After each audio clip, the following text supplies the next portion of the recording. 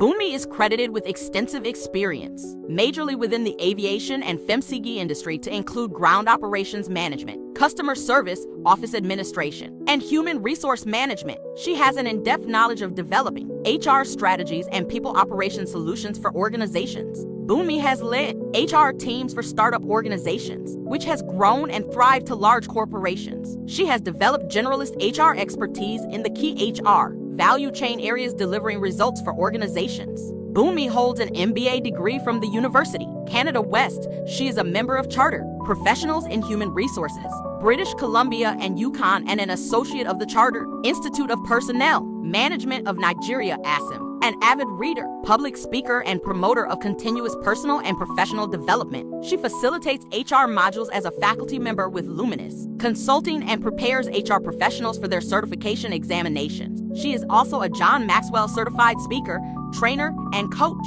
Bunmi currently works with the new Chan-Noth Tribal Council, where she serves as a human resources generalist. Prior to this, she worked with Universal Group in Langley, British Columbia as an HR systems and data analyst. Before moving to Canada, she worked with Flour Mills of Nigeria, PLC as the talent services manager, and Air Peace Airline as the human resources manager. She has been featured on 9 to 5 Chic as one of the top 100 career women in Nigeria, and also nominated as one of the top 100 power women in Nigeria by the Power Woman Network under the corporate leadership category. Bunmi is passionate about human resources and seeks to drive organizational success by influencing its leaders to maintain a strong, positive culture and value-based environment where people will thrive. She believes in the strength and potential of every individual and advocates for personal success, which will birth organizational success. She coaches career professionals to find purpose, meaning, and rest in their careers through her monthly newsletters, The Nest with Bunmi, and other knowledge-sharing sessions.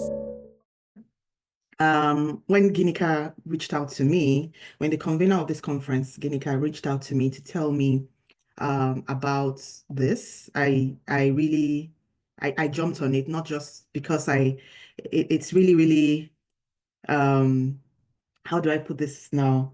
It really just resonated with me, and I'm very strong about, that intersect between our career, everything else that we do in life, and then with our relationship with God.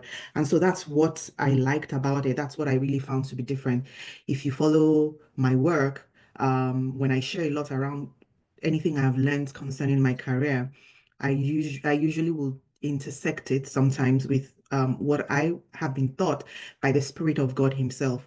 I feel like there was a 7-year period where I went through a lot of intensive teaching from God Himself, and He used experiences in the workplace to build me and to make me even better, not just on my job, but a better human being. I remember even my husband, mentioning that some of the experiences that I went through at work really even helped me to be a better human being. But that's on the side. The other thing that appealed to me was the subject, which is building a resilient mindset. And the reason why this subject is very important is because when you're building your career, when you are building anything at all in life, whether even in your relationships or in your marriage or even with your children or anything that it's not even in the workspace as such, there will be times of hardship in whatever you are building. There will be times where things are not smooth or rosy. And so you need resilience to go through that process. Things are not always going to be roses and cupcakes and rainbows. Life can sometimes deal us unexpected blows, and sometimes we might have disappointing experiences. And so you need resilience to enable you to continue to build even through the hardships, to make you not to give up. I know examples of people that had gone ahead of me that went through a blow in their career, and then they gave up. They tried a little bit, maybe just a little bit, and then they gave up. Someone really close to me, they just gave up, like they were just tired. And that will not be our own case. We need to understand that those experiences and the derailing that might happen as we go, the negative situations that we may come across, the horrible boss, the intensity in the workplace, sometimes maybe even working in a toxic environment or anything else that will be negative around your career, are not supposed to bring you down. They're supposed to help you to build resilience and continue to build and grow whilst you're at it. Yes, you might need to take a rest sometimes. Yes, you might need to pause and reflect and take a step back and look at your learnings, but you will not give up. So that's the importance of resilience. And today I'm just going to speak about 7 C's in building resilience, 7 C's that will help you to build resilience. But before we even get into the 7 C's, the very first part of it, before we get into the 7 C's, will be your vision. A compelling vision is really important for us to build successfully whatever it is that we are building. So, for example, as an example, 10 years ago, or maybe about 12 years ago, I decided that I wanted to transition my career into human resources. Prior to that, I had had about 7 years of customer service experience, still within the aviation industry. And then I just knew I didn't want to continue to do that. And then as I planned, I just sat down and I was like, oh, what do I want to do? Okay, I want to transition into HR. And then I took the steps and then I found myself in HR. And not only did I get into human resources, but I also now started praying and asking God at the time to say, I wanted to really actually grow in this role in HR. I remember that this was a prayer point and this was something I was pacing the floor for. And I wanted, I wanted a top job. I wanted to get to the top. I wanted, I had all that. I wanted to be a HR director and all of that. I didn't become a HR director, but then I did become the head of human resources, which is about the same thing. I managed HR for a really large organization and all of that came. But even all of that came with its own challenges as as it will normally be. But what I'm trying to say is I had to first of all vision it. So a lot of things that you see that the introductory video read out are things that I visioned. There are things that I thought about. There are things that didn't exist one time. And then I decided in my mind that I wanted this. And I feel like God puts these thoughts in our heart.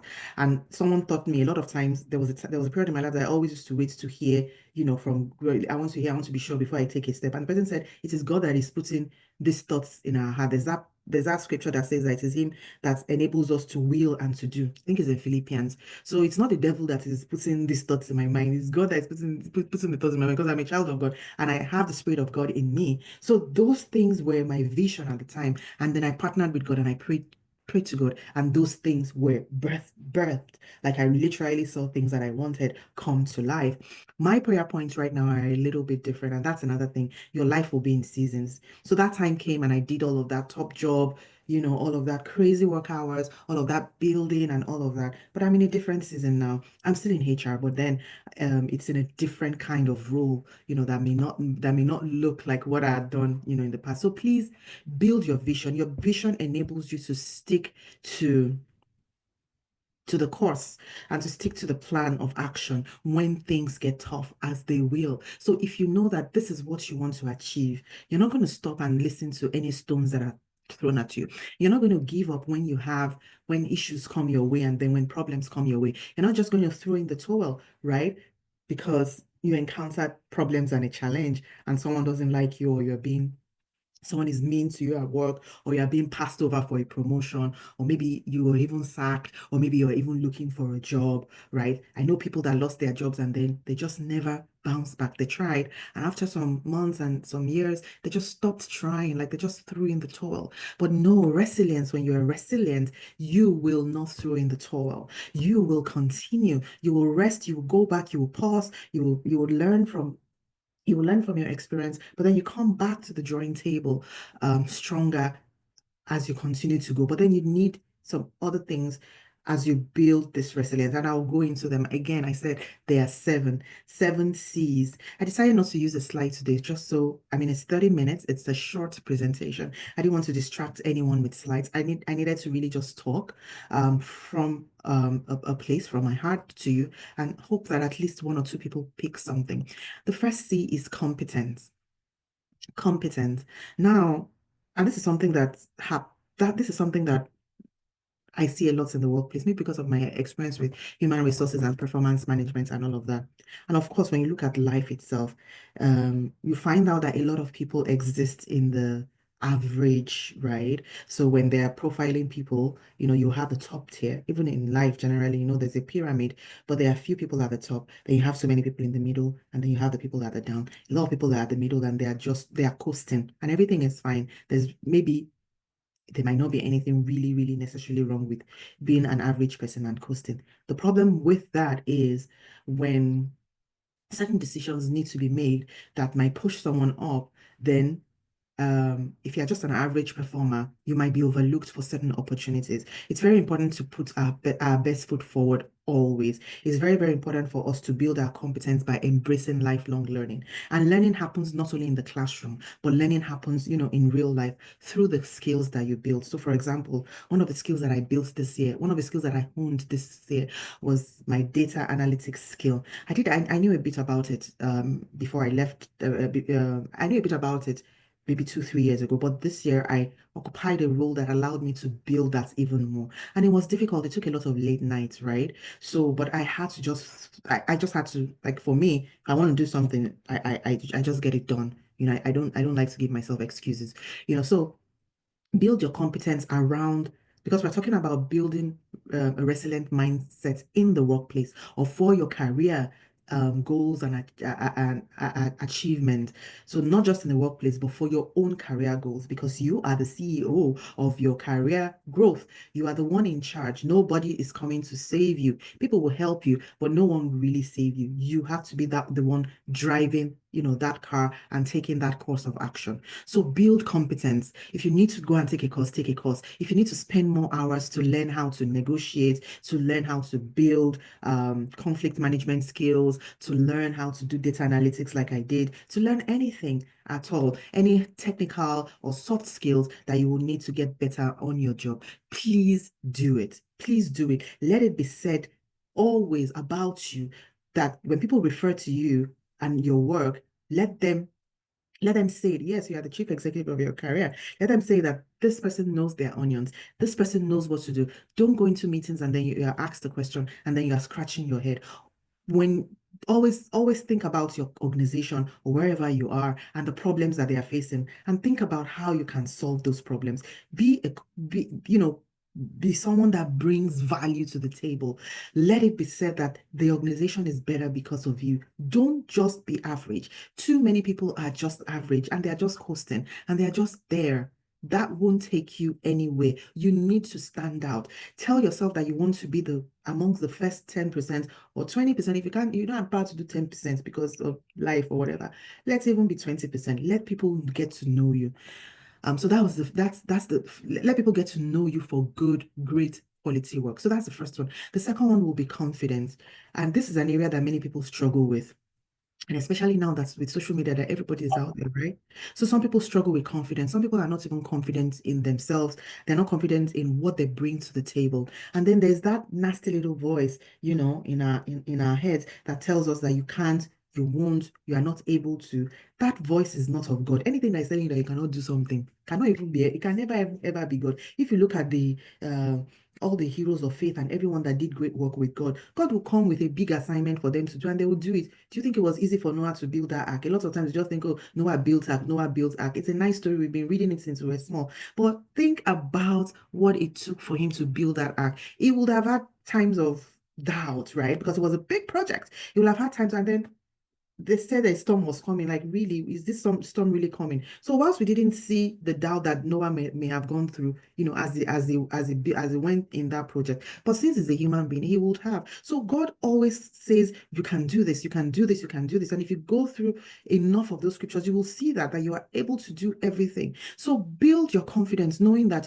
you have been equipped. You have been equipped and you have the greater one inside of you to achieve and to say and to do whatever it is that you want to do. Look at people in the eye and speak. Do not deflect, do not shrink back, do not be a wallflower, right? Because people don't know what you can do if you are not able to showcase it and bring it out in confidence. So be confident enough to showcase your skills. Be confident enough to take on projects. If I remember when I first of all got when I got the HR job in an airline, and I was just hired as a business partner. I was supposed to have a manager, right? And then the manager never came. I think negotiations just fell flat with the manager. And then the next thing, I was just left there to do it. After about 3, 4, 5 months or so, It wasn't even up to 5 months.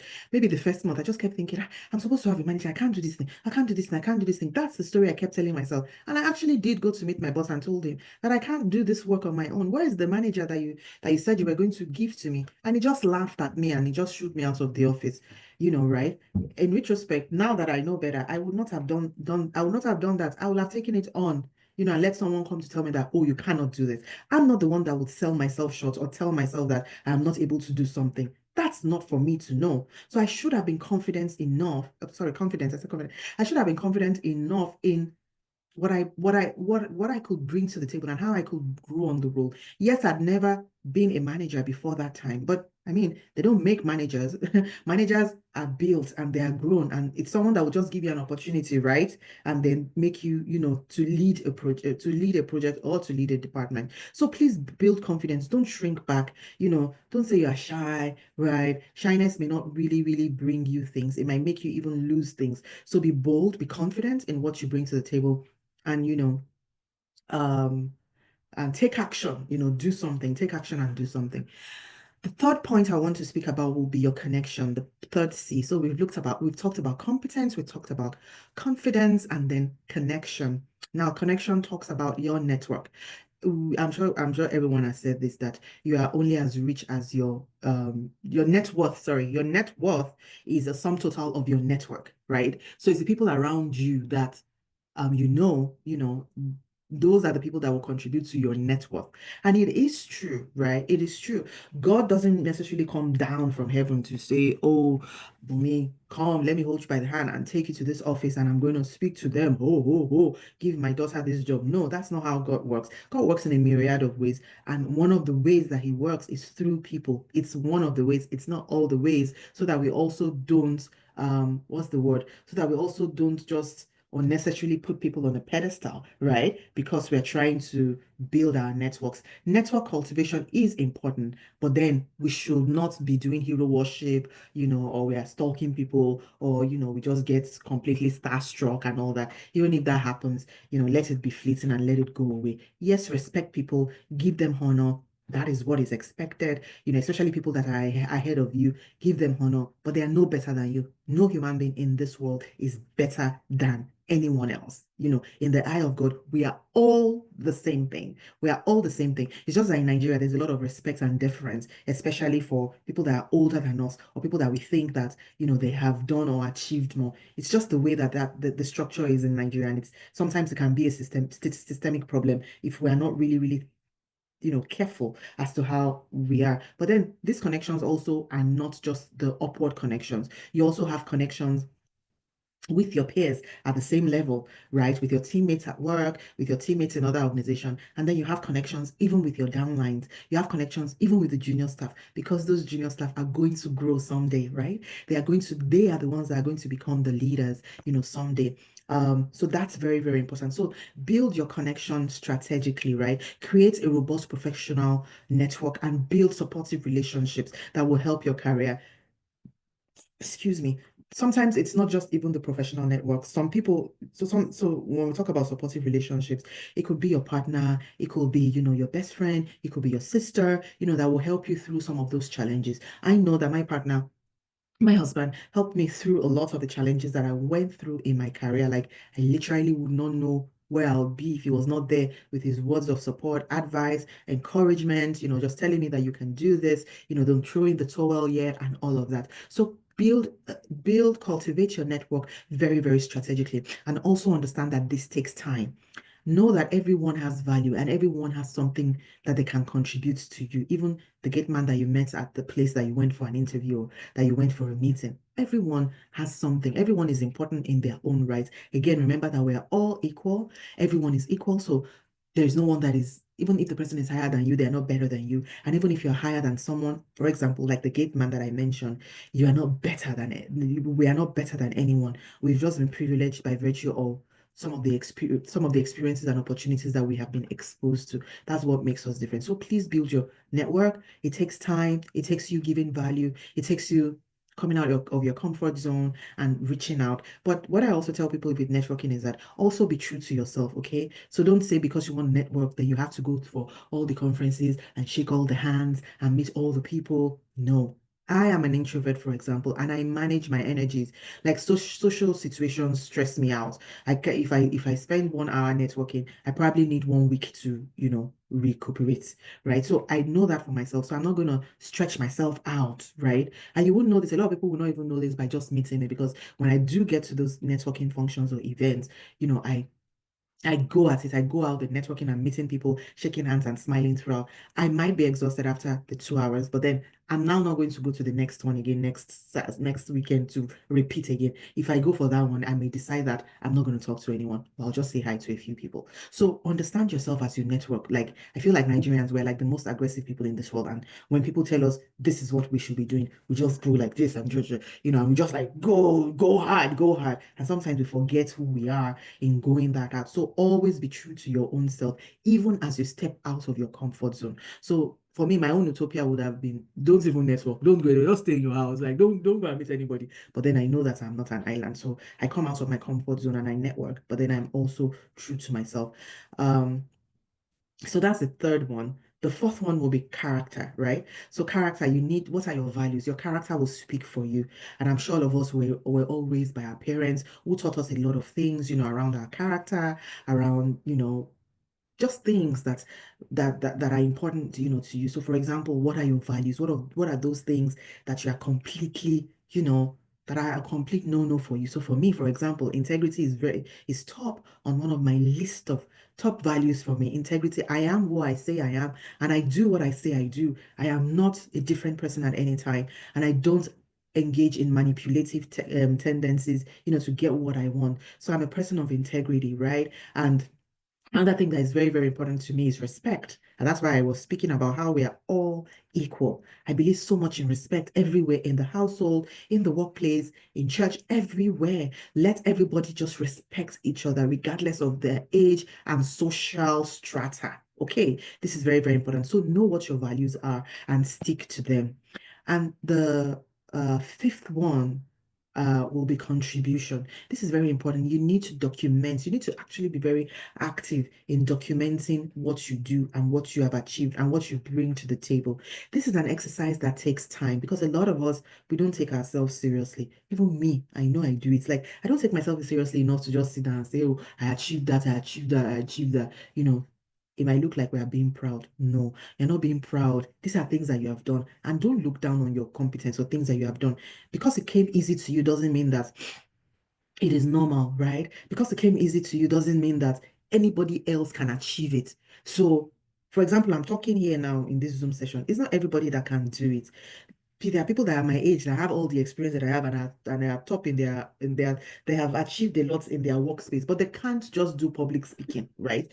And that's just it. So whatever it is that you do and you do well, accept it that it is your strength and document it. If you do, document your strengths and then document your contributions in whatever organization or project or anywhere that you find yourself. Write down the things that you did. Some things might after if it's looking like it's repetitive or monotonous. I remember that many years ago I used to see someone, then I didn't even know the person was a coach. That was before everybody became coaches, right? Because this was like 10 years ago, and this was when I was going through really intensive periods in my career, and I really needed someone to talk to. And this was a consultant.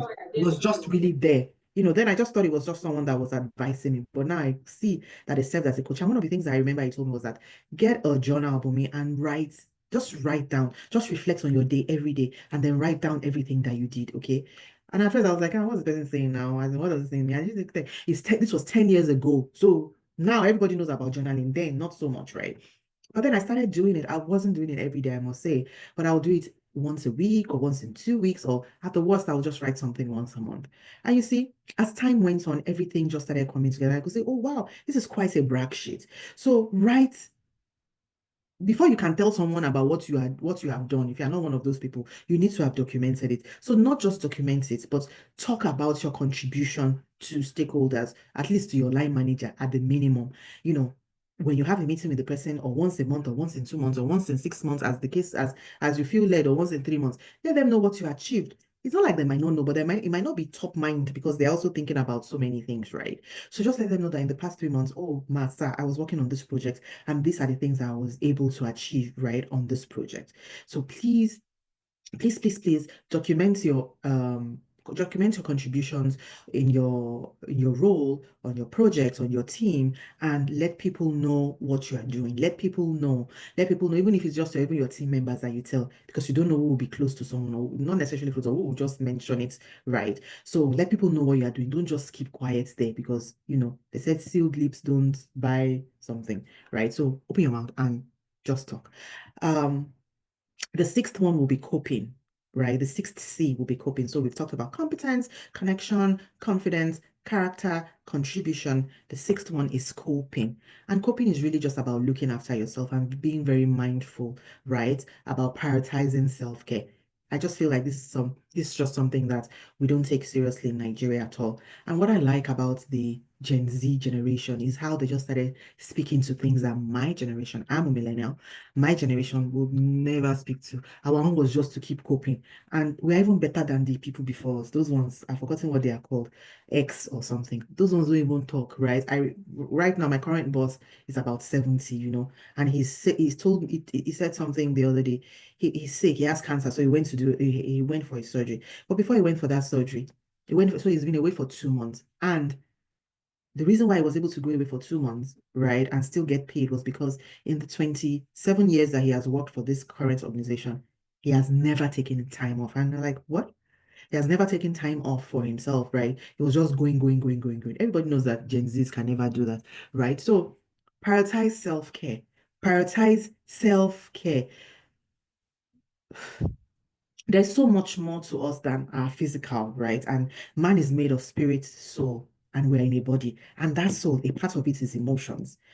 This soul journey is something that is a journey that I've been on for the past 2 years. When I was in Nigeria, I didn't used to pay attention to anything about my emotions. I used to just shut down my emotions and I just used to go, go, go, go, go, go, go, go, go.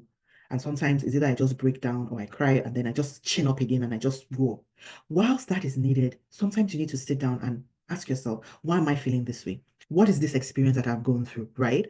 What do I need to do about this experience? How can I learn from it? Be truthful to yourself, right? Look after yourself, be positive, right? Prioritize self-care. Sometimes shut down, sometimes switch off your phone.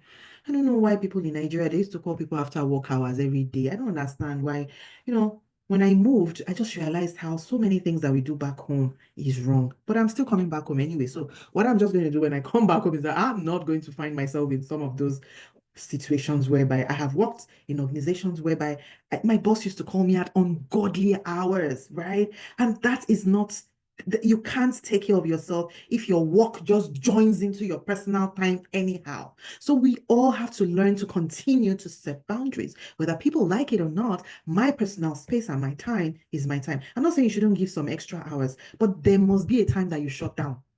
There must be a time that you shut down every day or every 2 days or something, depending on how your work schedule is. Because I know that work is no longer just 9 to 5. And then you shut down and then you take care of yourself. Think about what it is that you like to do. Do you like to go for walks? Do you like exercise? Is very good. Exercise really helps you with the endorphins that builds and pumps you up. There was a time in my life that I used to go for runs and I used to listen to motivational videos. Usually it was Denzel Washington just saying a lot of things. And then I would run and then I feel just pumped up and ready for the day. And then I just go on that day because I started my day right. So look for the routines that work for you. Prioritize self-care. Shut down. Use your money to take care of yourself. Especially if we have married women here.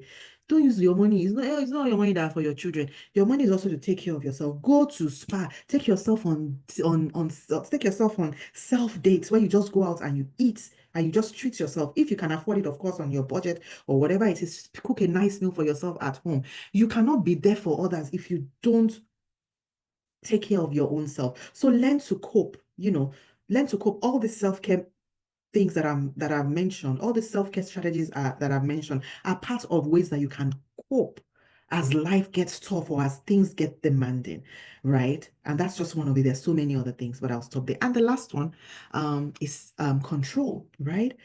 When things happen to you, always remember two things, right? Is this thing that I'm worried about and concerned about, is it within my circle of control and influence, or is it outside of my circle of control and influence? Something that is outside your circle of control and influence, there's nothing you can do about it, Abby. So if you know that so when those things happen, when things come and they disturb you, Just sit down. Is this within my circle of control and influence? Yes. What do I need to do? If it is within my circle of control and influence, is this something that needs only me to resolve? Yes. Is this something that needs somebody, me and someone, or just somebody else to resolve? Yes. Okay. Let me think of how to have a conversation with that, external stakeholder, right? And then you go ahead and you fix it. If it is not outside your circle of control and influence, you need to drop that thing. You need to just drop that thing. And if it's something that is so disturbing and it's something that really bothers you, take it to God. I remember when I moved and I finished school and I started looking for a job. And then after a while, no, I started looking for a job even whilst I was in school, within 6 months before I graduated. After a while, I realized, after a while, the job wasn't coming because it can be tough landing your first job as an immigrant, right? A job wasn't coming. And I got so worried and I got so depressed. And then I don't even know why I forgot that. It's not me that gives jobs now. It is God that gives job. So whilst there is a part of that that is within my control, in that I would apply, I would do everything. I would go for networking sessions. I would, re-strategize. I would tailor my CV per each role that I'm applying for, even though that thing is the most stressful thing in the world and I didn't follow it all the time. But then when the day and the time that the job was going to come, I don't know it. I don't even know it. It's outside of my control. This thing belongs to God. So I relinquish that power and I trust and I say, okay, I rest in you, right? Whilst I just continue to do my own part. So think about what you can control and what you cannot control and place all your problems, in that bucket. I think I have gone 3 minutes above the time, but that will be all from my talk with you all today on the 7C that can help you build a resilient mindset as you build your career ambitions and your career dreams. Thank you very much.